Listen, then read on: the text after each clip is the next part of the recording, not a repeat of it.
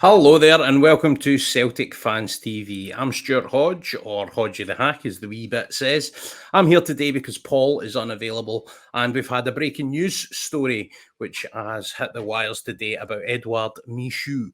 And here in Celtic Fans TV, we like to bring you all of the info, the detail, and as much as we can learn about the player as soon as we possibly can. So, in order to do that, I have with me Jonathan Johnson, old mate of mine from Paris.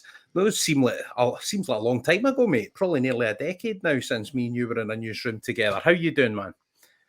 Yeah, it has been a long time. So great to be back on with you. No, I'm doing well, thanks. And yourself?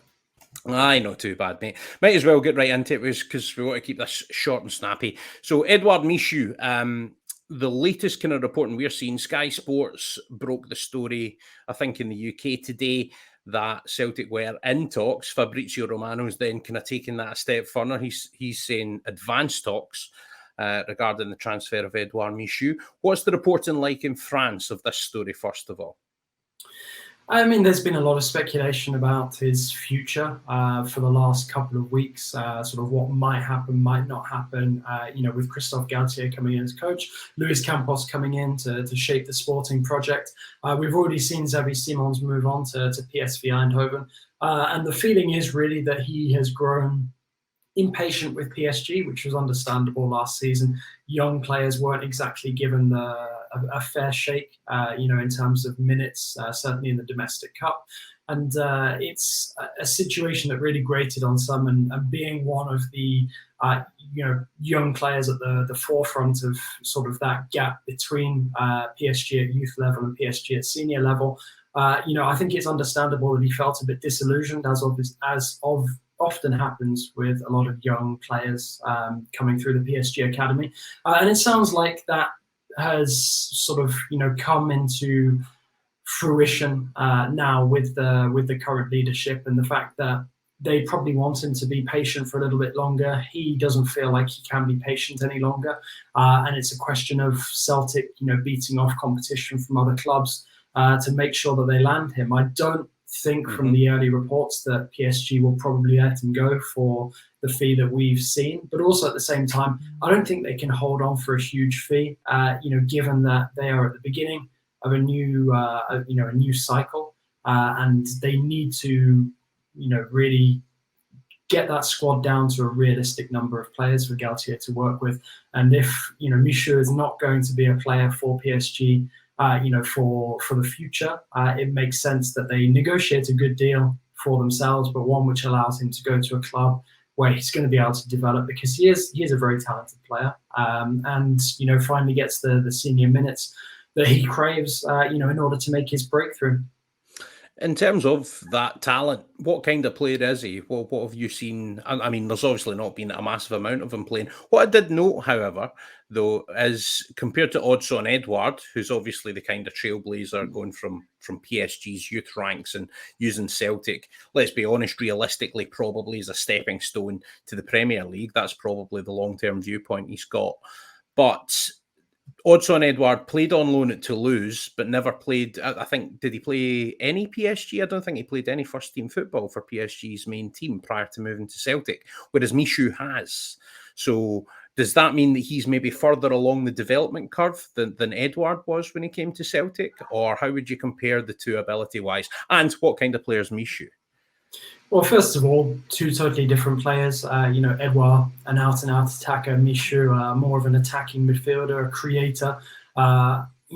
Yes, we haven't really seen that much of Michut with PSG at senior level, but like you said, we didn't see that much of Edouard with PSG at senior level either. I think the big difference between them is Edouard at least had an experience of being out of that PSG environment before he moved on, given that he went to Toulouse. And also specific to Edouard is that he had, I wouldn't call it a traumatic experience with Toulouse, but he had an experience which forced him to grow up, with the behavioural issues that he and a couple of his other teammates, experienced with the club. And I think that forced him to look at his career a different way now. Michut hasn't yet had that experience sort of outside of the PSG umbrella, but he's somebody who I think has realised the reality of the difficulty of breaking into a senior side like PSG. So he's probably looking at the path trodden by players, who've gone from PSG's youth ranks and had success elsewhere. And he'll be looking at the likes of Edouard, Tim Weah as well, who spent time on loan with Celtic. And also Moussa Dembele, who obviously was a PSG Youth Academy product, moved to Celtic, enjoyed his time, in Scotland and England, and then moved back to France and is now looking to potentially move again with Lyon. So, there's no shortage of good examples of being able to, jump from the PSG Youth Academy. Neskens Cabano as well, another good example at Fulham, although that was a bit before the Qataris' time. So, I don't think we should read too much into the fact that Michut hasn't had an awful lot of senior minutes at the moment. I think when people have been scouting him, they'll have certainly been paying attention to his form in competitions like the UEFA Youth League. And it's very obvious that there's a lot of talented players in that PSG youth rank, and it's a question of of the right club coming along that suits the player and bringing him in. Obvious concerns about somebody like Michut would be the sort of physicality, of going to Scotland or England, and trying to immediately blend in. But also at the same time, I think it's probably a realistic level to target to sort of break himself in before trying to have a crack at the either the Championship or the Premier League. You look at somebody like Loïc Mbesso and the fact that he physically was well prepared for a move like going to Forest, but perhaps technically, it was a jump too far too soon. So, I think that Michut, for him, it could be the right move. We will see sort of what kind of deal gets thrashed out, assuming that one does. But I can see the logic in him wanting to follow in other players' footsteps. Fair play. How realistic do you think it is that Celtic will be the team to land him? Do you think there's going to be a lot of competition? Or does it seem to you, judging by reports in France as well, that Celtic are very much in pole position here? There are a lot of teams interested in him, either sort of in terms of a curiosity or, an actual serious interest and a desire to bring him in. But I think that lack of minutes means that he's probably going to be looking outside of the top 5 leagues. And if it was a team in the top sort of 5 countries, it wouldn't be a team in the top division in those countries. So I think, Celtic, it's probably as good a landing spot as any. I think Celtic certainly now, under Postecoglou, they look like a more serious proposition. And I think there's the possibility as well for him to develop into a member of a team that could be competitive in Europe. I'm sure Celtic would love to have a run, in the same way that Rangers did in the Europa League last season. That, probably has to be sort of the aspiration at this moment in time in terms of continental football. Michut would have had a bit of a taste of that being in and around the PSG first team. So I think that Celtic, seems to have the right kind of package for him. And certainly if the Premier League is the ultimate goal, then I think it's certainly a good sort of finishing school for him ahead of a potential move like that. But there is the danger that other clubs come in from other countries, perhaps sort of youth development specialists. You look at Salzburg, raiding France for Luca Gorna-Duat at the moment from Saint-Etienne. Those kind of clubs, could still potentially show an interest. But I think that Celtic appear to have gotten in, ahead of the crowd at this moment in time. I think for a player in that kind of situation as well, if a club really does, I think it's important for a young player, and especially one with at the stage in their career and with the desires that you're saying, if a club really shows that they want them, that makes a big difference to football players. I've spoken to players in the past and they've said, do you know what? I went there because they really wanted me. They were first and they made the biggest play for me. And that can be an important factor. How much, I don't know, I'm trying to think of the right word, cognizance or awareness is there of this sort of growing pattern of players going via Celtic to make their next move in France? Is it now seen as a very viable landing spot for these young French players that are looking to progress their careers? I don't think it's the only sort of pathway that people are looking at, but I think it is one that's definitely recognised now as one that can be, quite fruitful for a young player. We've seen, that pathway between the French capital and Germany as well, where you've got players like Moussa Diaby, going in and making a success of themselves with Leverkusen. Mitchell Bakker as well moved, there after his PSG spell as well. So, I'd say that Celtic is up there with Germany as a route that many players, will start to look to, or have already started to look to. Christopher Nkunku as well, the obvious example at this moment in time, given his success with RB Leipzig. So, short of a Bundesliga club like that coming in for him, I think that there is a recognition that this is probably the best move at the right time for Michut. Right, tell us about the player then. Tell us about his abilities on the field and his character off the field. Oh, got a dog in the background. I like that. So yeah, is he a bit of a dog on the field, John, or is he sort of more of a kind of classy player, would you say? He's a young player, but he's quite a cultured player as well. Somebody who has great technique. I think he needs to work, on the physical side of things. But how many young players are there out there who don't need to work on themselves from a physical point of view? I think it's the obvious, place to look to build themselves up. He is somebody who I'll be interested to know what he feels is his finished position once he's actually made the jump from youth levels to senior level. At this moment in time, he's an attack-minded midfielder. I don't think he'll move into being a striker. Could move it into being a more all-action midfielder. I don't think he'll ever be a really physical midfielder like an enforcer. But he is somebody who likes to get on the ball, likes to use his technique, has great vision, good passing ability. Just sadly, we haven't seen as much of that as we'd have liked to, when he had that opportunity to potentially break into the first team when you had the likes of Xavi Simons as well knocking on the door. Big criticism of Mauricio Pochettino from his time in charge of PSG, which obviously ultimately ended in quite disappointing fashion. But also, at the same time, it's been obvious for quite a while that this kid has something about him. I wouldn't go as far as saying he's a generational talent, but he's definitely not a player that PSG would want to let go of lightly. I think it's just a question of him not really having any sort of patience left to give, considering the situation that he's been in the last 18 months or so with PSG. Had PSG gotten their act together earlier with Campos and Galtier coming in, I think that they would have made a successful play to keep him. I think now instead the reality is that he's going to have to go spread his wings elsewhere, sort of have that physical development which is coming up and is going to be absolutely key to determining what sort of player he is. I think that the best case scenario is that PSG will have an option in whichever deal potentially comes up, to get him back at some point in the future if his development goes better than expected. I've seen that it's really been bits and pieces for him in terms of the PSG first team. He does have one assist, though. I don't know if you can recall off the top of your head who that was against. It was in one of his substitute appearances in the league. He did get a chance in the Coupe de France. Did he make any waves whatsoever in any of those taster appearances with the first team? I've got a feeling it was against Lyon, no? The assist. Yeah, maybe, mate. To be honest, I've not been watching much Ligue 1 recently. I'll try and work it out now. But no, I mean, he did make an impression when he came on. But like I said, he just wasn't given enough of an opportunity.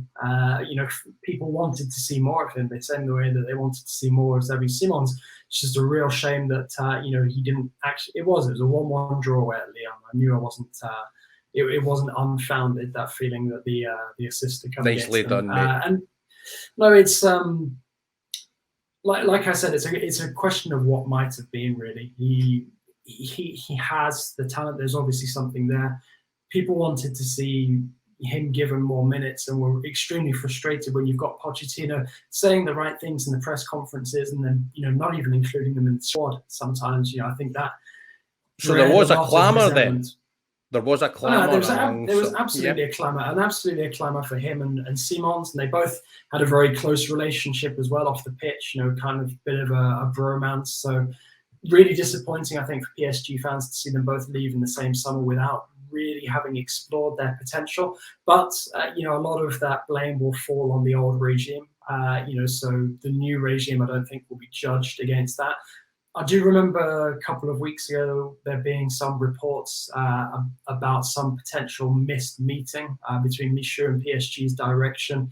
But again, Okay. it sort of feeds into this point that he feels he's been patient enough, and that the opportunities that were discussed were never seriously honoured. So I think that he feels like he's waited around as long as he could for his chance with PSG. Did enough in those minutes to at least earn some other sort of consideration. And sadly, it was just a question of perhaps of right player, wrong time.